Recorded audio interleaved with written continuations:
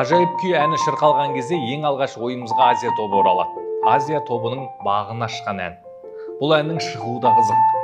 Әкесі Баянғали Әлімжановтың бөлмесіне Нұрлан Әлімжанов ұрланып кіреді. Сонда үстел үстінде жазылған «Айтуым керек болса да, сөз табу қиын мұндайда, аймау мені қинамай, айтқызбай білсең болмай ма» деген өлең шумақтарын көріп, сол мезетте керемет ән жазып шығады. Оны әкесі Баянғалиға көрсетеді. Сонда әкесі мұнау ғажайып күй ғой деп, әннің атын ғажайып күй деп қояды. Сол кездері Азия тобында Азамат, Ринат және де Нұрлан үшеуі ән шырқап жүреді. Сонда осы әнді алып келіп, үшеуі бірге шырқайды. Содан Нұрлан Әлімжанов бір күндері топтан шығуды ұйғарады.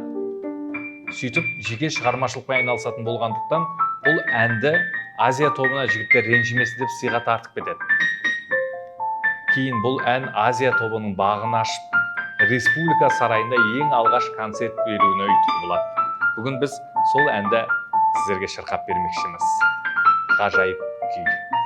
Баянғали және де Нұрлан Әлімжанов.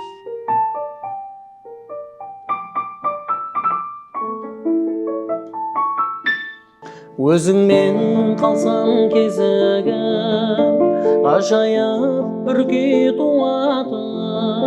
Екеуміз ғана сезініп, екеуміз ғана ұғатын, екеуміз ғана ұғатын.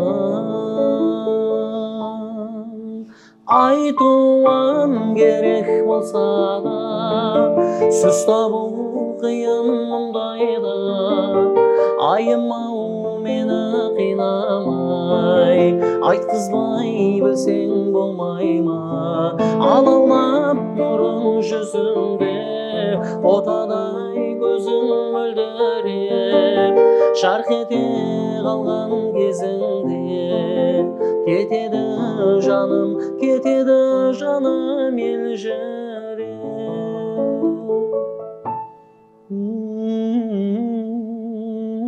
Өзіңмен қалсам тіл қатам, сымырар қаным тулатам, сондағы ойым арманым, ғажайып күйін жырлатып, ләззатқа кетсек бір батып.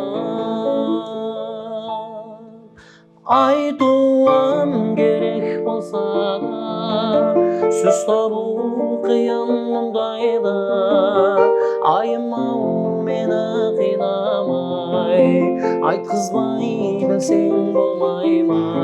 Алаулап нұрың жүзіңде, отадай көзің мөлдіреп, жарқ ете қалған кезіңде, кетеді